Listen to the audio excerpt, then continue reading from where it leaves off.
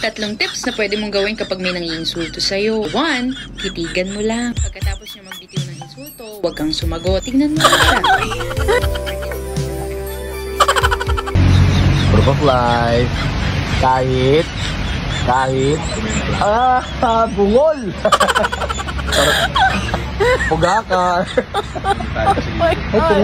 Hello Kafdan fans! Main items natin. Suot na naman ni Sir Alden mga customers ang favorite color ni Ma'am Catherine. And then umatakin na naman ang kanyang kakulitan.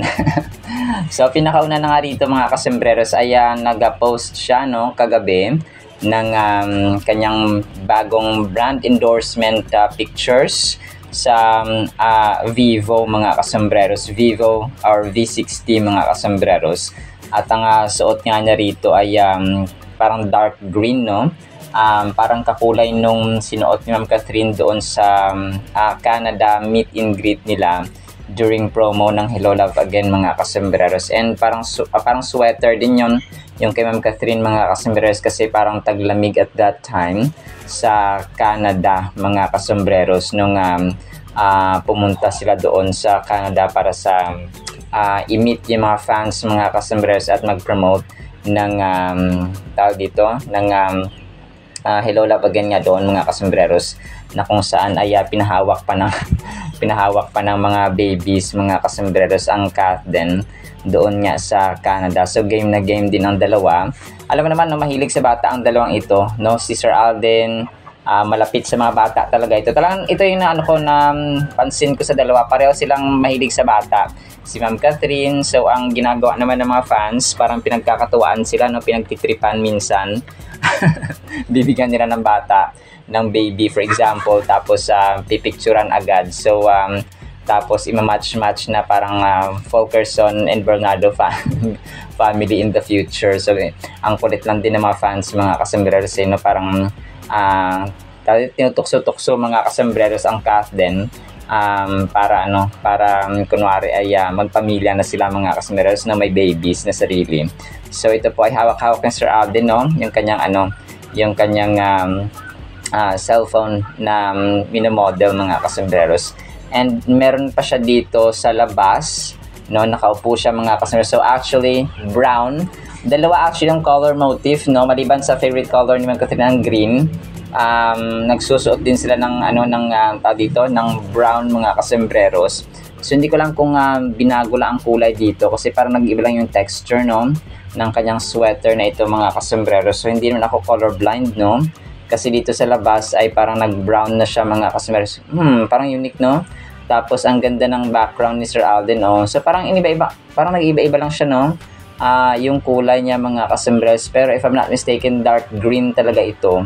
Kasi kung napapansin niyo yung kulay ng nasa labas or yung nakaupo na siya mga kasembreros doon sa labas habang napipicture taking, ay iba yung kulay, yung background ng mga bulaklak at saka mga dahon sa likod. So tapos of course yung kulay ng sweater ni Sir Alden mga kasembreros ay nag-iiba rin, nagkulay brown na siya mga kasembreros, pero dun sa pinaka-original niya nasa loob pa siya mga kasembreros ay kulay green talaga siya. So kung kaya ito ay alam kong green talaga ito mga kasembreros, So meron siya, so green talaga siya mga kasembreros. Nag-iba lang yung texture at ang kulay nung nasa labas na siya mga kasembreros. So mas parang dark green na talaga siya. So kasi ito nasa likod nasa loob siya na parang nakasmile ay dark green siya mga kasembreros, And then sabi niya sa kanyang post ay may caption siya mga kasembreros, si Sir Alden. Sabi niya dito, I played around with my Vivo V60's AI 4-season portrait effects and turned one backdrop into 4 completely different scenes. Every frame feels like a different time of the year. So yun pala yung feature niya. Parang nag-iiba-iba siya ng effects mga kasembreros, 4-season portrait effects. So may winter, summer, fall, and spring. So yun ang kanyang kaya pala siya nag-iba-iba ng nag-iba-iba ng effects sa likod mga kasembreros, kasi yun pala yung ng Vivo. Grabe, parang so dito, grabing effects pala ang nagagawa nito mga kasembreros ng Vivo niya. So ito pang picture lang na. So sa kulay, mag-iba lang siya ng kulay. Pero wag naman sana na sobra-sobra kasi baka hindi na natin tulad nito, no? Kulay ang ating topic. Kulay green. So ready to tap into this next level AI experience. The Vivo V60 is available now at all Vivo stores nationwide. So tapos naka-post or naka-tag dito ang Vivo Philippines. So ang cute lang, no? So kaya pala nung nasa labas na siya, doon na nag-iba-iba ng 4 na pictures mga kasembreros ang pinost ni Sir Alden. So and then ito ang kulit nito mga kasembreros, no? Si Sir Alden sumemplang siya. Dalawa yung kakulitan niya actually dito.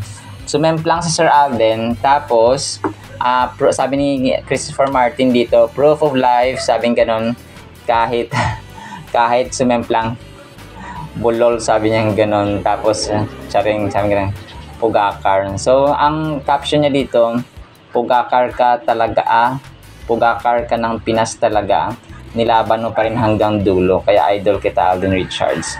So parang sumemplang pala Sir Alden dito, no? Tapos ay pinagpatuloy niya pa rin yung kanyang pagbabay kahit na sumemplang.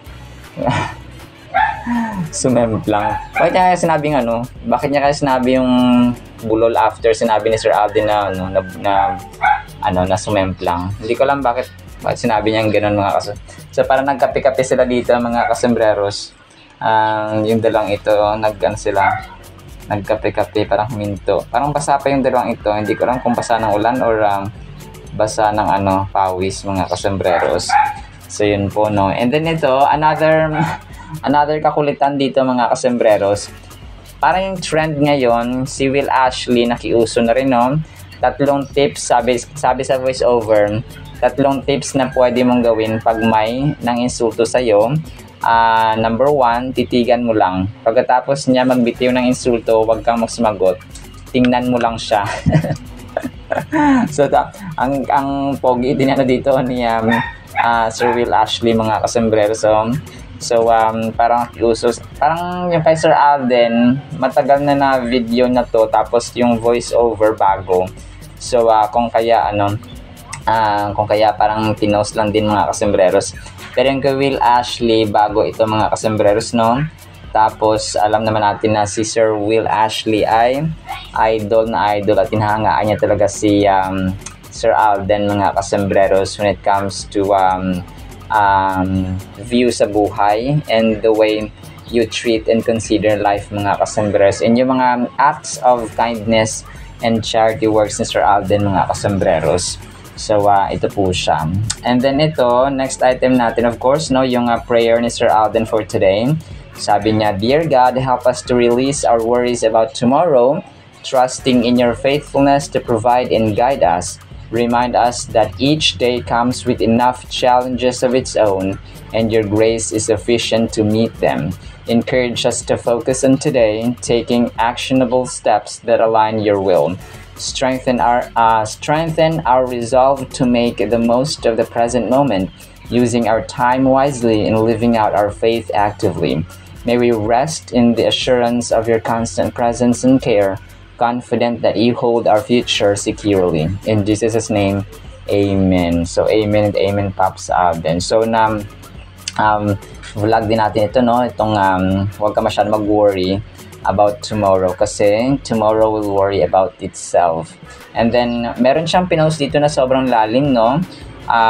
Sabi niya dito, maybe it is time to let God carry what you can't anymore. Tapos may picture ng parang drawing siya, no? Na si Lord Jesus, or yung kanyang picture ay buhat-buhat niya sa likod yung isang baby or yung isang bata, mga kasembreros.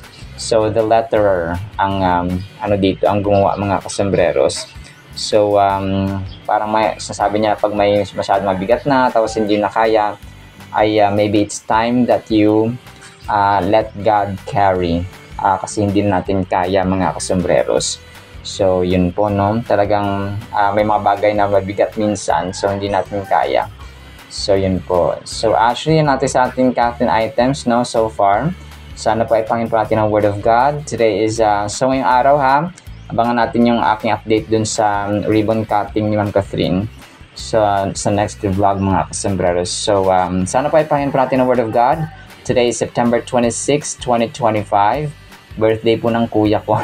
Doon siya sa Sultan Kudarat, na ako dito ay sa Davao mga kasombreros. Friday na po ha, sana po ipangin po natin ang Word of God. Para po sa ating Word of God is sobrang ganda nito mga kasombreros ha. Ang title po natin, Pangkabilang Buhay. Ephesians 3:11 through 13. According to the eternal purpose, yun pala yun no, which He, Jesus Christ or God, accomplished in Christ Jesus our Lord, in whom we have boldness and access with confidence through faith in Him. Therefore, I ask that you do not lose heart at my tribulations for you, which is your glory. Napakaganda nito mga kasombreros ha. Sinulat ito ni Apostle Paul sa mga tao sa Ephesus mga kasombreros, kaya siya tinawag na Ephesians, no? And ang Ephesians na ito mga kasombreros ay napakagandang libro sa New Testament. Isa sa mga libro na isinulat ni Apostol Pablo. So, panghabang buhay. Tayo ba sa mundong ito, naiisip ba natin yung eternal value? Kumbaga pa, yung ginagawa natin ngayon, may impact ba siya sa ating buhay sa kabila? Okay? Kasi ang mga tao, kumbaga parang parang tinitingnan nila yung buhay nila na, ito na yung kumbaga forever na buhay sa mundong ito, which is hindi. Okay? Lahat ng bagay dito sa mundong ito, temporary lamang. Kung mabuhay man tayo ng average lifespan ng tao, no, ay 72, 74. So, yun ang average, no? Talagang bonus na kapag nakaabot tayo ng 80 o ng 80 years old mga customers, talagang bonus na sa Panginoon. Lalo na pag 90 years old, na kagaya na aking lolo, talagang bonus na yung mga edad na yun mga kasombreros. So, imagine mo, ganun lang kaikli, no? Ganun lang kaiksi ang buhay ng tao sa mundong ito, tayo mga kasombreros. So, ilang Christmas na yung lumipas, na ilang Pasko na yung lumipas, ilang birthdays na yung lumipas, na pag alam nating birthday natin, tumatanda na tayo. Dati nung bata tayo, parang gusto natin birthday natin parate, pero pag tumatanda na tayo, ay pag nag-birthday tayo ay isipin natin na additional na naman, no? Tatanda na naman tayo. Tapos, marami tayong ginagawa sa mundong ito, which kung pa dapat naman natin ginagawa. Pero, ang tanong ba dito ay iniisip ba natin kung may impact ba ito sa buhay natin sa kabila? Okay? Alam nyo, parang isang malungkot na istorya, no? At saka realidad ng buhay na hindi ko pa yung 2000s, 1998 na minsan nagte-throwback kasi ang TikTok marami rin mga uploader ng content mga customers sa TikTok, sa Reels mga customers na 1998, 1999, 1996, no? Talagang yung buhay noon ay tapos yung tugtog pa is once upon a time. So talagang nakakaantig ng puso, no, kapag binabalikan natin. So parang kailan lang. And ang buhay natin sa mundong ito ay parang mabilis, no? Talagang mabilis ay ngayon nga lang, no? Ang araw ay napakabilis pag Monday, tapos parang kinabukasan Friday na agad, no? Talagang ang bilis ng panahon mga kasombreros. So let's always remember na ang ating buhay, dapat iniisip natin yung yung impact ba sa kabilang buhay. Dapat yung mindset natin panghabang buhay mga kasombreros na may kumapa yung value at saka yung influence niya. Kasi sabi niya, Lord dito, according to the eternal purpose which He accomplished in Christ Jesus our Lord. So, sa ating buhay, may panahon ba tayo sa ating Panginoon, in whom we have boldness and access with confidence through faith in Him. So, ang pinaka nakaka-attract, no, sa Panginoon natin mga kasombreros ay yung ating pananampalataya sa Kanya. Because trusting God is one way of saying na I cannot do this alone. I need you. I want you to be my master, my Lord, my King, my leader, my guide, my protection, and so on, and my Savior, no?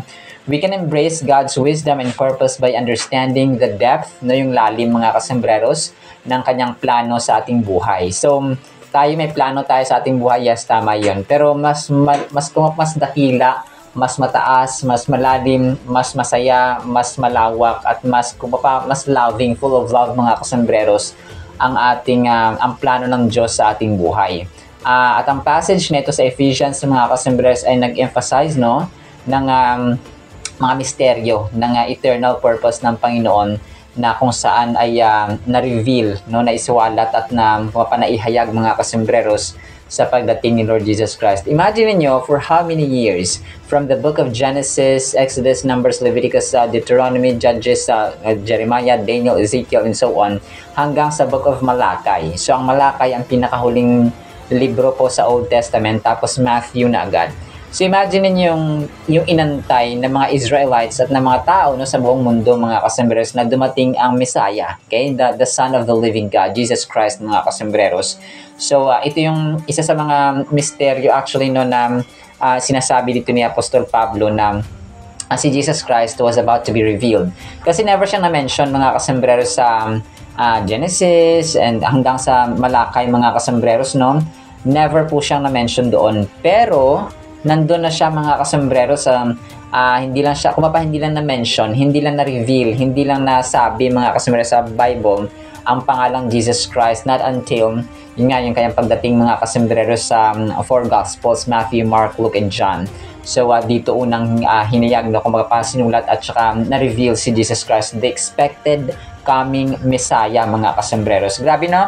Actually, ang daming misteryo ng Biblia, and kung mapakulang ang isip, ang imagination, ang intelligence, ang knowledge ng isang tao, kahit na tayo po ay genius, kahit tayo po ang pinaka maalam na tao sa buong mundo, kung mapakulang ito sa pag-intindi, sa pag-unawa, sa grabe, no? Grabe, unexplainable mga kasembreros ang misteryo ng Biblia. However, no, ang Diyos po natin sa tulong ng kanyang banal na Espiritu ay binibigyan tayo ng wisdom at saka parang sapat ba yung knowledge at saka yung guidance ng ating Panginoon sa atin. We can align ourselves with God's will and understand His plan for us by seeking a relationship with Him and following His teaching. So, yun, no, kasi ang Biblia, narinig ko si yung isang politician, sabi niya, dalawang libro ang kanyang main sources.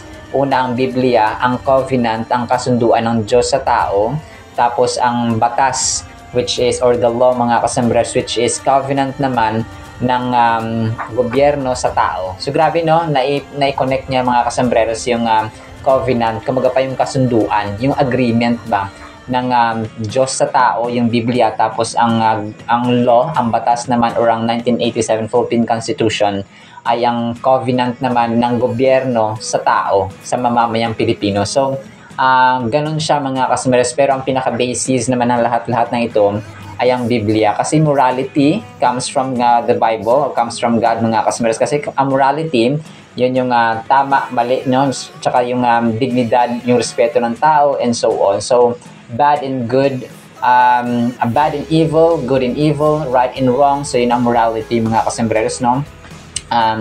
So yun po siya. Ang galing mga kasembreros. We can gain insight into God's wisdom and purpose as we immerse ourselves in prayer and study of the scripture. So kasi tayo, kapag alam nating merong eternal value, kung mapapanghabang buhay yung asawa natin, for example, kasi yung asawa natin, di ba, sasabi till death do us part, for richer and for poorer, and so on. So till death do us part mga kasembreros.